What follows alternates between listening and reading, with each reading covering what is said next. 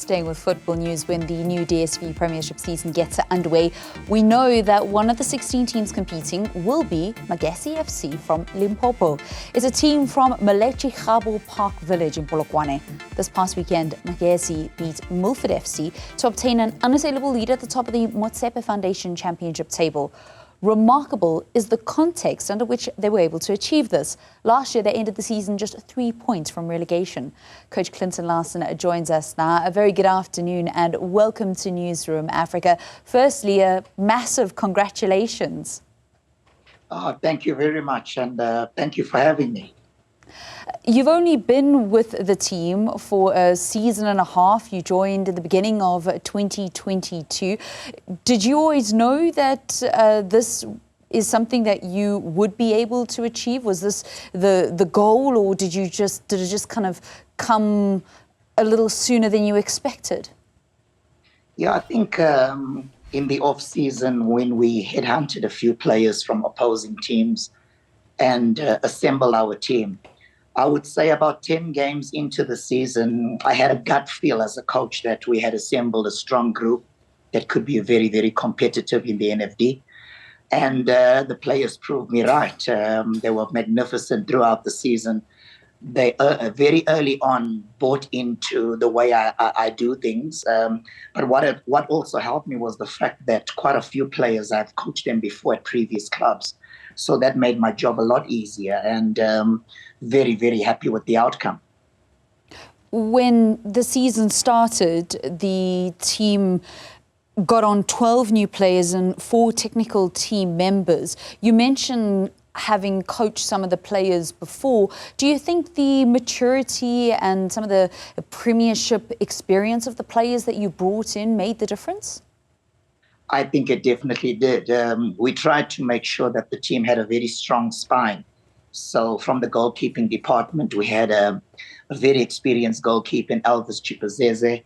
In our midfield, we had Samuel Dapo, who's played for Amazulu for many years. We also had Wonderboy Makubu, Diolin Mikoa, as well as Rulani Manzini, just to name a few. Diamond Topola, who played for Orlando Pirates, and Chipper. And I think these senior players were the glue of the team that kept everything together. And we struck a very good balance between the senior players and the youngsters that we brought in. And it all worked out fine in the end. There are still 2 more games to play, but the planning must have already started for the brand new season. Having been there before and now finally returning and having watched over the last 4 seasons, you know, kind of from the outside a little bit, what kind of Larsen returns to the DSTV Premiership as a coach? I think the same coach that coached in the Premiership 3 or 4 years back, just that I've had a chance to look from the outside in this time. I know the team's a lot better. Doing analysis, even though I wasn't in the league, I still kept abreast with what was going on in the Premier League. So, yeah, looking forward to the challenge. Looking forward to giving these young players especially a chance to prove their worth at the top level. And it's going to be exciting times for Magesi ahead. Have there been some conversations with the chairman and the board of the club? Because far too often we see teams, players, technical officials, the technical team, coaches getting teams through the National First Division, and then a whole raft of changes happening when they finally do reach the Premiership. Yes, we've already started talks, myself, the chairman, as well as our CEO. We are waiting for the conclusion of the league. But, talks have already started. We have already started the recruitment process for next season. We started immediately after clinching qualification in our last match. So, preparations are going full steam ahead at the moment, and I'm sure it's just a formality that myself and the club will sign on the dotted line. How do you feel personally as in terms of getting Magesi FC promoted.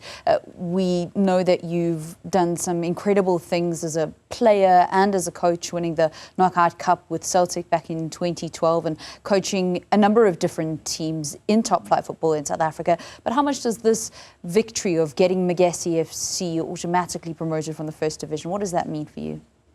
Yeah, I think it ranks right up there with winning the Telkom Cup with Bloemfontein Celtics. And I think this was a little bit more special in terms of the time period in which we achieved this. There are so many teams that are playing in the National First Division that have been trying for so long to get promotion to the Premiership. And for us to do it in such a short space of time, this team is only 2 years in the NFD.